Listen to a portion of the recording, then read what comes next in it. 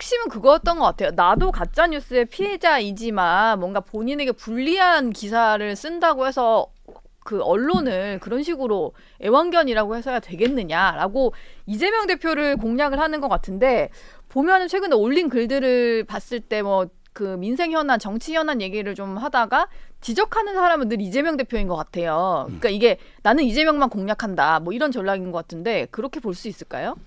그렇죠. 한동훈 위원장은 이제 그 2등이니까 예. 당연히 이제 그 1등을 공개하는 거 전략적으로 그건 맞고요. 그다음에 그 이재명 대표의 애완견 발언은 가짜뉴스하고 틀린 거예요. 제가 이제 그 언론들 보니까 판결문을 꼼꼼하게 분석해서 팩트 입각해서 국정 업무에 쓰고 있는 거죠. 예. 언론이 허위로 쓴 게 하나도 없어요. 요즘 민주당이 의석이 몇 석입니까? 어떻게 허위로 언론이 씁니까? 예. 검찰이 쓰라는 대로 이렇게 받아주는 대로 쓰는 언론 한 명도 없습니다. 네. 그런데 이걸 가지고 이게 마치 검찰의 애완견이다. 애완견. 예. 이거는 이제 언론 전체에 대한 엄청난 중대한 명예훼손이다. 모욕이고 예. 이거는 이제 진짜 반성해야 됩니다. 네. 한동훈 위원장의 가짜뉴스와 이번에 이재명 대표의 애완견 공은 전혀 다르다. 예.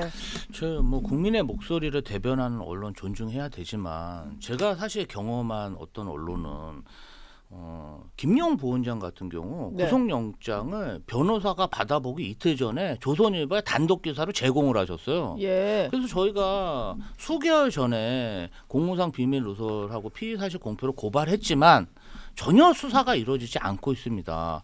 그 이틀 동안에 정말 그 추측성 기사, 뭐 저희가 뭐 공소장을 알아야 반박을 하지 않습니까? 네. 모르고 그냥 이틀 동안 방어도 못하고 이게 뭔 내용인지 몰라가지고 엄청 정말 당황했던 기억이 있는데요.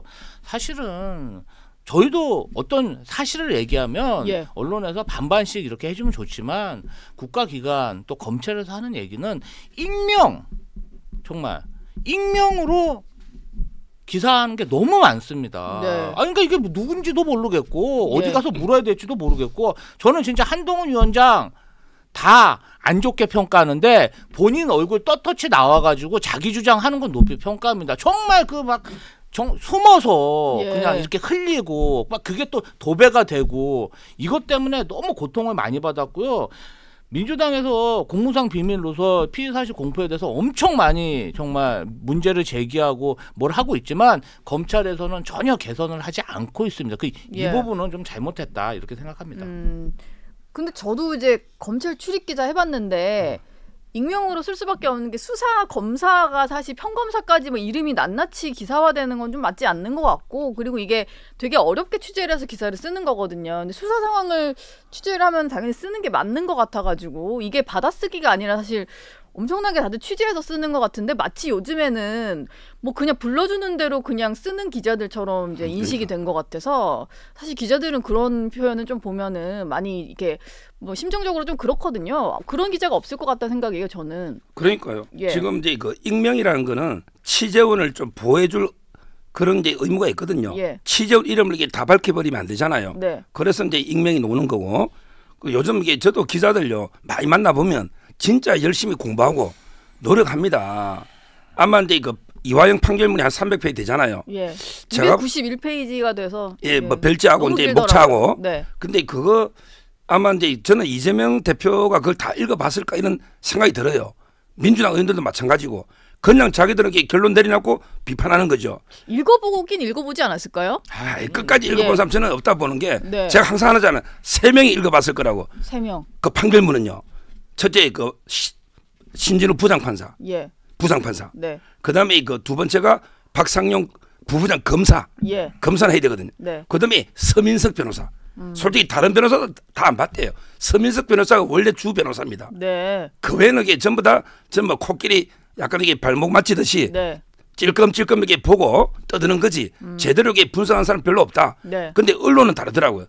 언론은 이게 오버가 나면 안 되잖아요. 그렇죠. 제가 여러 이제 그 기사들 봤더니 판결문 갖다 놓고 예. 하나하나게 분석해서 기사를 쓰고 있는 거죠. 예. 누가 이게 요즘 검찰한테 던져주는 대로 받아 쓰는 사람 없어요. 예. 그 기자들이 받는 판결문은 또 다 A, B, C, D, E 막 이렇게 돼 있어요. 그 사람 이름도 저희가 막 이게 누구지 하면서 맞춰가지고 해야 되는 거거든요.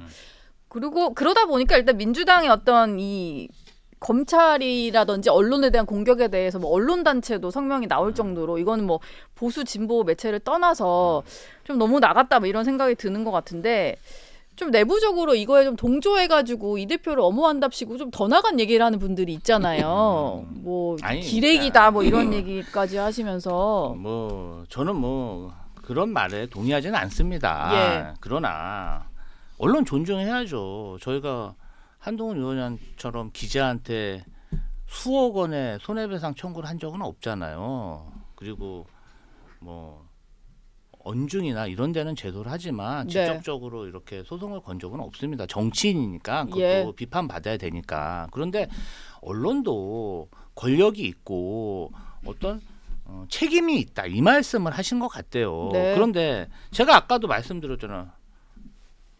구속영장을 변호사한테 복사하기도 저희가 법원에 복사를 받아야 되잖아요. 예. 근데 그 전에 어떻게 조선일보는 단독 기사를 씁니까? 그런 사례가 있으니까 예. 계속 빈번하게 있으니까 말씀드리는 거고요. 말씀하신 대로 어떤 검사가 쓴 공소장이나 수사 내용이 사실일 수도 있어요. 그런데 만약에 네. 진짜 재소자들이나 피의자를 불러놓고 검사실에서 예. 연어회 술 파티를 하고 그다음에 증인들한테 오피스텔을 제공하고 변호사비를 대납했다면 그거 문제 아니겠습니까?